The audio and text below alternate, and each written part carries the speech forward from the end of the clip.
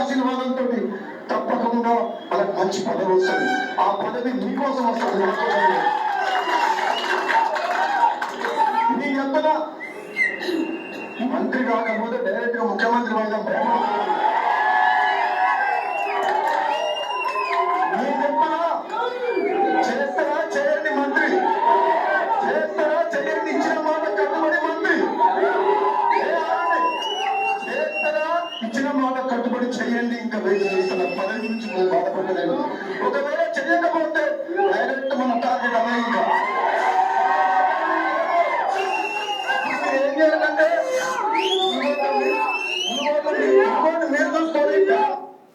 Munugode CM Rajagopal Reddy ఏకులా వచ్చి మేకులా తయారైన dialogue మీరు వినుంటారు. రేవంత్ రెడ్డికి యాసిడ్గా అట్లనే అయ్యిండు. ఈ మంత్రి పదవి ఇస్తావా సీఎం కావాలని అనుకుంటూ నినాదాలు ఇస్తూ ఉన్నారు. మరి రేవంత్ రెడ్డి గారేమో మంత్రి పదవి ఇస్తా అని చెప్పి మంత్రి పదవులు ఆయన దగ్గరనే ఉంచుకున్నాడు. మరి రాజగోపాల్ రెడ్డి ఏమో రోజు రోజుకి మితిమీరి మాట్లాడుతూ ఉన్నాడు. పార్టీ రూల్స్ని దాటి అతిక్రమించి మాట్లాడుతూ ఉన్నాడు. ఇన్ని రోజులుగా కాంగ్రెస్ పార్టీలో ఉన్న సీనియర్ నాయకులు అందరూ కలిసి రేవంత్ రెడ్డి కుర్చీ లాగే ప్రయత్నాల్లో ఉన్నారని మనం అనుకున్నాం. కానీ రాజగోపాల్ రెడ్డి గారు పర్సనల్గా తీసుకుని ఒక 20 మంది ఎమ్మెల్యేలతోటి టచ్అప్లో ఉంటూ ఇంకా కొంత ఎమ్మెల్యేని పెంచుకునే స్థాయిలో తీసుకుంటూ ఆయన ముందుకెళ్ళిపోతా ఉన్నాడు. దేనికోసము?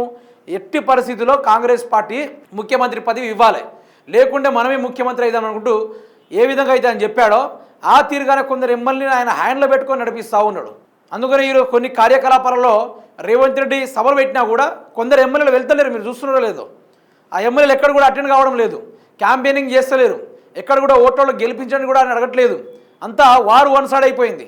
అసలు కాంగ్రెస్ ఒకటి నార్మల్ కాంగ్రెస్ డబ్బుల కోటాలు తెచ్చుకున్న కాంగ్రెస్ ఒకటి అన్నట్టుగా రెండు బ్యాచ్లు వీడిపోయినాయి అన్నమాట. ఎందుకంటే రేవంత్ రెడ్డి గారు ఆయన ప్రజల యొక్క సమస్యలను వదిలేసి ఆయన స్వల్ప రాజకీయాల గురించి తిరుగుతున్నాడు. ఆ మంత్రుల పదవులు ఇచ్చి మరి వాళ్ళు దోచుకుంటున్నారు, మేం గిట్లా తినొద్దా అని గతంలో కూడా రాజగోపాల్ రెడ్డి గారు మాట్లాడడం కూడా జరిగింది. మా నియోజకవర్గాల అభివృద్ధి కూడా కావాలి కదా, మీరే స్కాములు చేస్తారా, మాకు స్కాములు చేసే అవకాశం ఇవ్వరు అనుకుంటూ రాజగోపాల్ రెడ్డి గారు గతంలో గారు ఇదే ముచ్చట్లు మాట్లాడడం జరిగింది.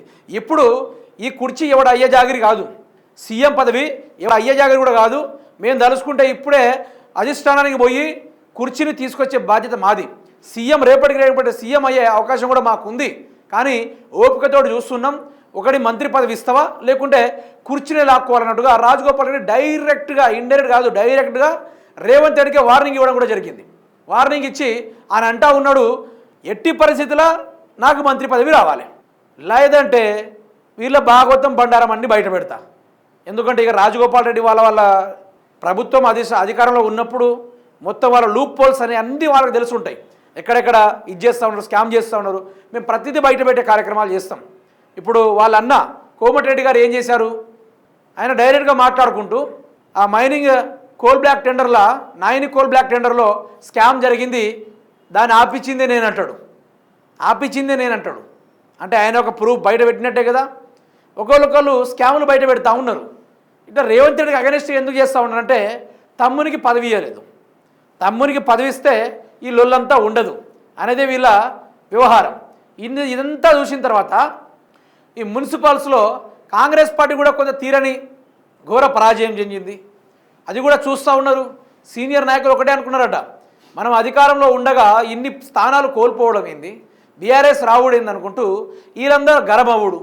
ఈ వారం కొంచెం బెడిసి కొట్టేటట్టే ఉంది. మరి ఈ మున్సిపల్ ఎన్నికలు అయిపోయిన తర్వాత మరి ఎవరి కుర్చీ ఉంటుందో, ఎవరి కుర్చీ ఊడిపోతుందో, మరి ఏ ప్రతిపక్షాలు కూడా కలిసికట్టి కాంగ్రెస్ని దింపాలనే ప్రయత్నం చేసుకోకూడదు. ఇప్పుడు ఏ నిరుద్యోగులు ధర్నాలు చేసి కాంగ్రెస్ని దింపాలన్నట్టుగా ఏది చేయకూడదు. జస్ట్ కూర్చొని చూస్తూ ఉంటే వాళ్ళ దాంట్లో వాళ్ళే కొట్టుకొని వాళ్ళే ప్రభుత్వాన్ని కూల్చుకునే ప్రయత్నంలో ఉన్నారు.